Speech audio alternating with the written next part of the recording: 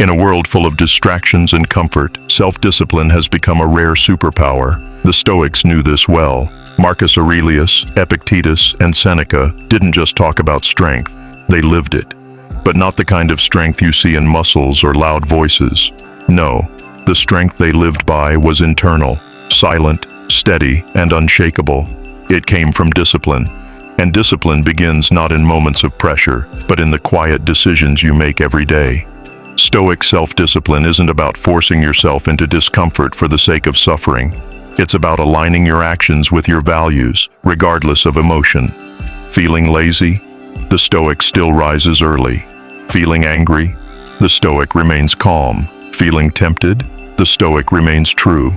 The point is simple. Freedom begins when you no longer obey your impulses. Discipline turns you into your own master. So how do you build this kind of self-discipline? How do you become someone who doesn't negotiate with excuses? The Stoics gave us a code, not written in ink, but in action. And today, you'll learn the core of that code, not through fluff, but through practical steps. Steps that will sharpen your willpower, strengthen your character, and set you apart in a world that's constantly looking for the easy way out. The first rule of the Stoic code is to master the morning. Marcus Aurelius reminded himself each day, "You will meet people who are selfish, dishonest, jealous, but none of it is surprising." He didn't wait for the world to be kind. He trained his mind to expect difficulty and act with integrity anyway. That's Stoic strength. It begins before the battle starts. Each morning, decide, who will I be today? Not what will I feel, but who will I be, regardless of what happens. The second rule is to do what's right, not what's easy. Seneca wrote, "We suffer more in imagination than in reality." The fear, the discomfort, the hesitation, most of it exists only in our minds. The disciplined mind doesn't wait to feel ready. It acts because it must. You know what's right. You've always known. Discipline is the bridge between knowledge and action.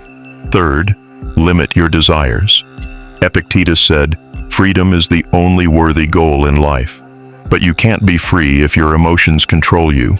Want less, crave less, need less. Because the less you need, the more powerful you become.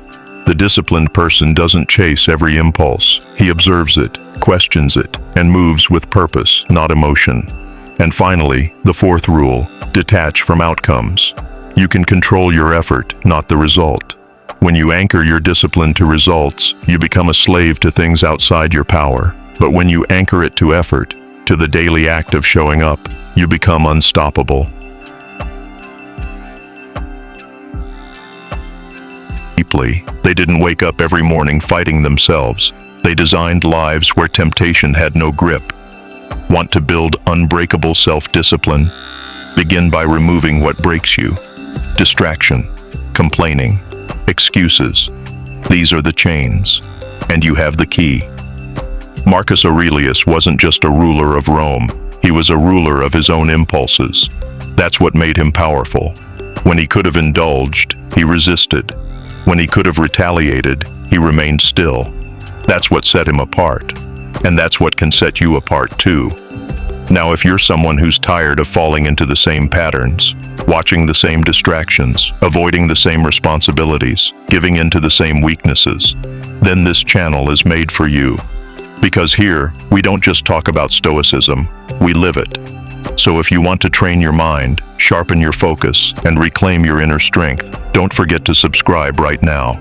Turn on the bell so you don't miss a single reminder from the ancient minds that walked this path before you. They had no shortcuts, only principles, only habits, only action, just like you. Are you ready to join them? To stay disciplined, the Stoics relied on a system, not on motivation. Motivation fades, systems endure. Marcus Aurelius would journal every morning to prepare his mind. Epictetus taught that your freedom begins when you control your reactions, not your circumstances. These weren't just ideas, they were habits, forged daily through repetition. You need a system too. Start small. Set a time to rise every morning, and rise. Don't check your phone, don't scroll.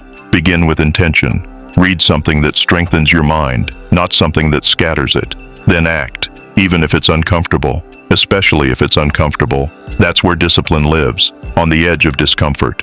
And when you fail, don't quit. The Stoic doesn't expect perfection, he expects persistence. If you fell short today, make it a lesson, not a verdict. That's the code. Because when your actions align with your values consistently, your self-discipline becomes unshakable. You're no longer driven by impulse, you're guided by purpose. So now the question is, will you follow the path of least resistance or the path of most meaning? Now you understand. Self-discipline isn't about force, it's about alignment. The Stoics didn't wake up each day battling themselves. They trained their minds to value what truly matters. Over time, this rewires the brain. What was once difficult becomes second nature. What once tempted you loses its grip. That is real power. Not control over others, but mastery over the self. Imagine waking up each day knowing your actions serve a higher principle. Not chasing quick pleasure, not escaping pain, but walking with clarity, whether others notice or not. That's what Marcus Aurelius meant when he said, "Waste no more time arguing about what a good man should be. Be one." Discipline isn't glamorous, it's not loud, it's consistent, quiet, resolute. And when storms come, because they will, you won't panic. You'll respond with grounded strength, not scattered fear. You'll act instead of react. You'll move forward when others freeze. That's what Stoic discipline creates. A mind that is unmoved by chaos, a soul untouched by noise. So here's the final question. If you truly committed to these Stoic principles for just 1 week, how different would your life look and feel by next Monday?